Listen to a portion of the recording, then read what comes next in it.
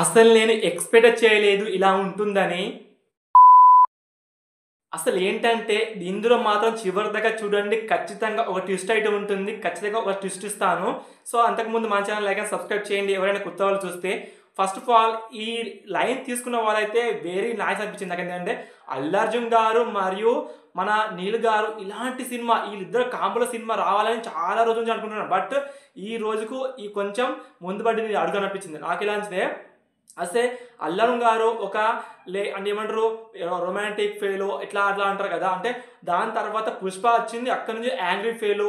So అక్కడ నుంచి angry మొత్తం ఫైర్ బ్రాండ్ లెక్క ఉంటాడు అని పేరు వచ్చేసింది.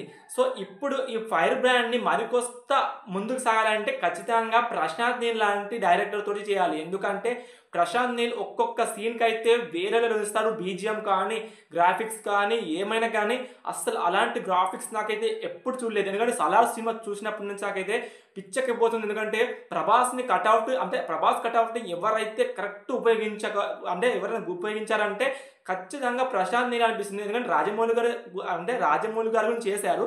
సో ఇక్కడ కూడా అసలు పర్ఫెక్ట్ కట్అవుట్ని మొత్తం చూపెట్టారు. అంటే ఒక ఫుట్ అంటే నాకు సలార్లో వచ్చింది ఏమిటంటే ఆ ఫుట్ ఉంది కదా, ఆమె అంటే ముందు ఒక ఆమె ఎలివేషన్ వేసుకుంటుంటుంది. నా కొడుకు వచ్చాడు సో సలార్ అనుకుంటుంటే ఒక ఫుట్ ఆ కారు మీద పెట్టి ఒక్కసారి పైకెక్కుతారు కదా, ఆ చూస్తుంటే గూస్ బంప్స్ వచ్చేస్తాయి. సో అలాంటి సినిమా తీసిన ప్రశాంత్ నీల్ ఇప్పుడు అల్లు అర్జున్ తోటి మళ్ళీ సేమ్ అంటే బ్లాక్ అండ్ వైట్ అంటే బ్లాక్ అండ్ వైట్ తీస్తానని ఫిక్స్ అయిపోయి అంటే ఖచ్చితంగా సలార్ సినిమాలో కానీ లేకుంటే కేజీఎఫ్ సినిమాలు కానీ ఏదైనా సినిమాలు కానీ బ్లాక్ అండ్ వైట్ పక్కా ఉంటుంది. ఎందుకంటే అసలు మన నీల్ గారు ప్రతి ఒక్క సినిమాలో ఏదైనా కట్ ఎప్పుడైనా చూసారా, జూమ్ అనుకుంటే మళ్ళీ బ్లాక్ స్క్రీన్ మళ్ళీ జూమ్ బ్లాక్ స్క్రీన్ ఘోరంగా అంటే వేరే లెవెల్ ఉంటుంది. నాకైతే పిచ్చకిపోతుంది అప్పుడైతే.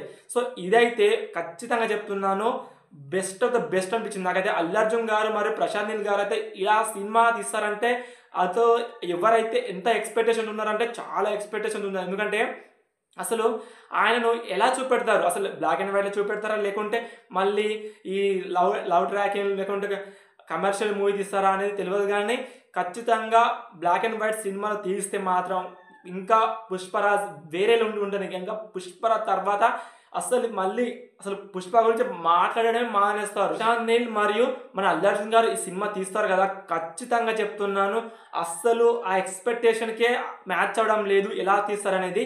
సో ఇందులో ఒక ట్విస్ట్ అన్న కదా, అసలు ట్విస్ట్ ఏంటంటే ఇప్పుడు ప్రశాంత్ నీల్ గారు ప్లస్ మన బాలయ్య గారు ఉన్నారు కదా, వాళ్ళిద్దరు కాంబోలో సినిమా వస్తే ఎలాంటి సినిమా తీస్తారు, సో ఆ సినిమా ఎలా ఉండబోతుందో కింద కామెంట్ చేయండి.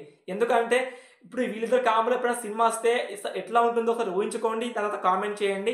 అలాగే మన ఛానల్ లైక్ అండ్ సబ్స్క్రైబ్ చేయండి.